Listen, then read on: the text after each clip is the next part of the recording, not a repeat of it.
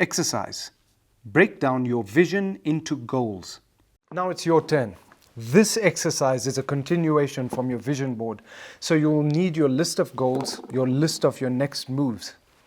Now I have no doubt that your vision board is stunning and I'd love to see it. Hopefully at some point. But more importantly, I'd love to see you in control of your life, living on your own terms, which is what we are going to do in this exercise.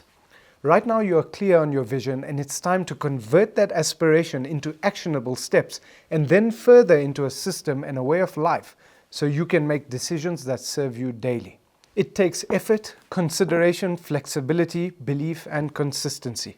But after all, think about it. You've made an effort so far. You've connected with yourself and created real emotions to the things that you want in life. And at the end of this exercise, you will have created the template for your vision laid out in a series of actions for you to commit to smash daily, one at a time. Let's go. Change.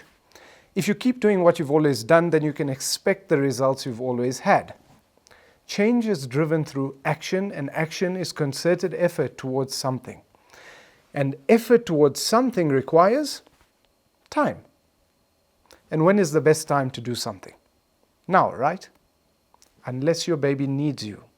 And of course, once you quickly get done with the 2 emails that just came in as urgent and, yes, responding to the notification on your latest IG post, because engagement is key. I get it. So let's maybe start on Monday. Honest question. Is that the morning or the afternoon? Seriously, try to answer that question. When exactly? Which is why, if you don't have control over your time, the vicissitudes of life will control your behavior, and the uncertainty of it will enable procrastination, and the days will turn into weeks, and the weeks into years. Let that sit in. So here's what you have to do to avoid that. Step 1. Your life in time. In writing this masterclass, a client suggested to answer the question, how do I do everything right? To put it all into one answer, 2 things. Dedicate your time or buy someone else's dedicated time. Time is a priceless commodity, and I don't think it's sunk in yet for most people. You know, in my first year of being a financial advisor, I averaged 30 plus policy sales a month as a newbie. And in 1 month in that first year, I sold 67 insurance policies, followed by a month of 55 and another of 40 something. To give you an idea of what this means in times, in financial services sales, you have to find people to call. Then you have to call them to arrange a meeting. Then you need to have the first meeting where you gather financial information, work out their budget and understand what they want and need, which lasts about an hour, ideally. Then you work out a plan and prepare the analysis and shortfalls in their finances on insurance, projections on investment goals, and prepare the paperwork. It's a book of papers. Then you book the second meeting, which may not even be this month, drive out and attend the second meeting to present the plan, discuss the plan, and try to close the sale, going through every single document page by page, answering questions and explaining the terminology, and getting signatures on every single page at the bottom of an insurance document, retirement plan, investment plan. And this is if all goes smoothly with no objections in sale or changes in paperwork, which could lead to a 3rd or 4th meeting. And even after that, there are still medicals to arrange and monitor requirements. You need to get from the client all this information before anything gets accepted and issued. When I started doing all of this in this industry, it was before the digital age. Each policy was over 50 pages of paper. It was nuts. I had pain in my wrists and thought I had carpal tunnel syndrome. I was exhausted, worked literally 7 days a week, and someone new to sales, still learning how to speak to people over the phone. I miss signatures on certain pages, which means you have to arrange a time to go back and get those signatures before you can even submit the paperwork to compliance. But it happened and continued on past the first year in building one of the top financial practices in the country. I've mentored and spoken to hundreds of advisors who ask me how I did it, what's the key to it, and it starts here. Control your time. In your calendar, visualize the week ahead and block out your day into locations and tasks. Locations are where you need to be. If it's away from home, you need to get there, which takes time. So traveling to and from somewhere is a task that takes time. If it takes 30 minutes to get to work and you leave at 6:30 to arrive at 7, block it out in your calendar. If you spend 30 minutes with your morning coffee and set up at work, block it out as a coffee setup. Meetings should be blocked out and labeled. Meeting prep, blocked out and labeled. Travel back home, cooking, travel to the gym, wind down time. Visualize everything and block it out in actual time in your calendar. So, if you've blocked out your time, look at what's in front of you. This is your life in time today. I want you to look at each of those color-coded blocked out pieces of time as a game of Tetris without the pressure. Meaning you are in control. You literally can move those things by dragging and dropping tasks to accommodate a different time of day in the future. And speaking of the future and your list of goals, step 2, break down your goal into tasks. Pick the first thing on that list.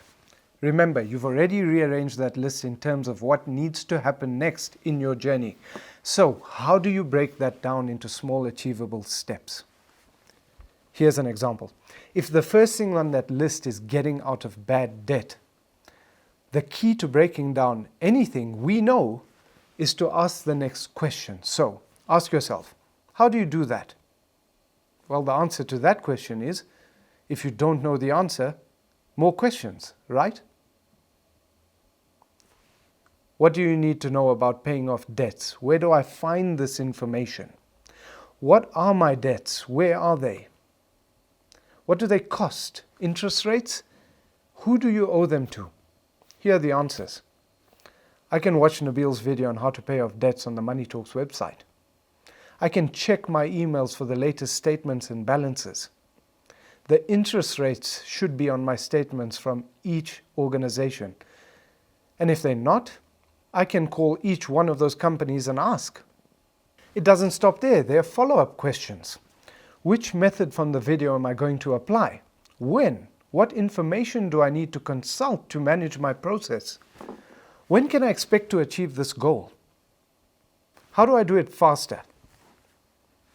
Here are the answers. Pick one that excites you. My cash flow, my budget, that's where you're going to find the answer. My annual living budget. What can I allocate toward this goal? So from those questions and answers, we can now derive tasks. Here are some of those tasks. Watch the video on how to pay off debts fast. Search emails. Call companies. Create a note, spreadsheet, folder for all the information in one place. Planning for dates to apply and updating your annual living budget. Call or email companies to save money. Work on a side hustle to create more money in. So, now that we have your tasks, what good is a task if you're not going to actually make time to get it done? Which leads me on to step number 3. Convert tasks into time in your calendar. Let's look at one day in a fresh calendar. We all have 24 hours in a day. What does it look like to you on your own terms? So let's start with non-negotiables. What do you need to happen in a day to live on your own terms? 6 to 8 hours of sleep. We all need rest. We need to reconnect with ourselves on a higher level, if that's meditation or prayer, 10 minutes to an hour. Some exercise, 45 minutes to an hour. Family and adding value to that family. 3 hours? Personal development and learning, 1 hour. Travel, 1 to 2 hours, because we all have to get somewhere.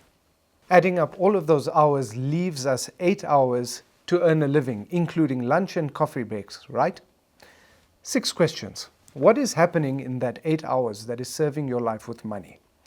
Have you realized that there are more hours available to you above and beyond these 8 hours? What tasks are happening when you're traveling?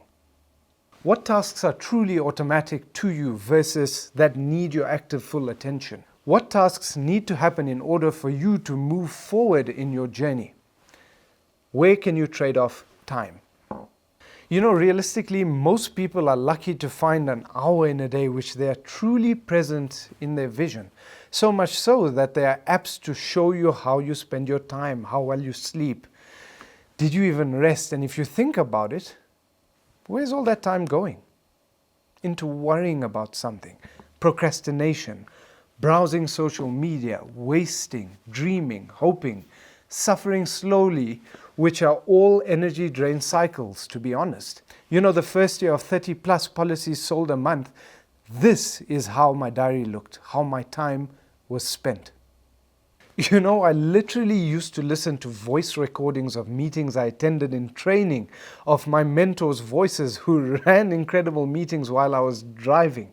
What did they say? How did people respond? How did they transition so seamlessly from an objection to a consideration? What was that story he told? How did he tell it? And I'd practice my introduction out loud and say it in different tones and visualize the meetings I had, and learned about negotiation in the hours I spent driving from one meeting to the next, day after day, until I found my own level of comfort and style. I'd research and make calls in between, waiting for meetings for 5 to 10 minutes at a time. Think about it, a call lasts 10 minutes. You can learn an entire concept in 5 minutes. And it was a lesson I learned through a mindset of need. I needed to learn. I needed to be the best advisor out there, coming from the film industry as a stuntman, where the people that knew me would say, "You used to jump off buildings. Incredible, but no offense, I don't trust you with my money. No, thank you." I needed to make the best of this opportunity I had in front of me to build something that sustained my vision of life, the life I wanted to live. And it was an honor doing it, knowing that in aiming to be the best advisor, I would serve not only me, but I would get to help others in a space that I worried about too. Converting tasks into time in your day is the magic. It's the part that will change your life forever moving forward.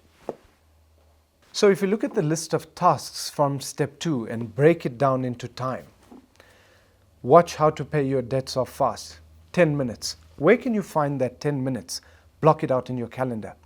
Search emails, 5 minutes. Block it out. Call companies, 15 minutes. Create a note, spreadsheet, folder for all the information in one place. 15 minutes in 2 days from now, because companies might take up to 48 hours to respond. Think about those things. Where can you find that 15 minutes 2 days from now? Block it out. Planning for dates to apply and updating your annual living budget. 30 minutes. Block it out. Call, email companies to save money. 15 minutes. Work on a side hustle to create more money. 1.5 hours tomorrow at least. And if you found the 1.5 hours of time in one day between things and put one goal into motion, you've found 1.5 hours of potential time every day to allocate towards any other tasks. This is how you should be thinking. Is the side hustle the next goal on your list? If so, ask yourself, how do you do that? Tips. Give your tasks compelling headlines with as much information as possible. This allows your brain to look forward to the event for its intended purpose.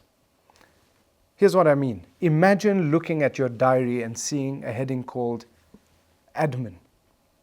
I don't know about you, but admin is not something I look forward to.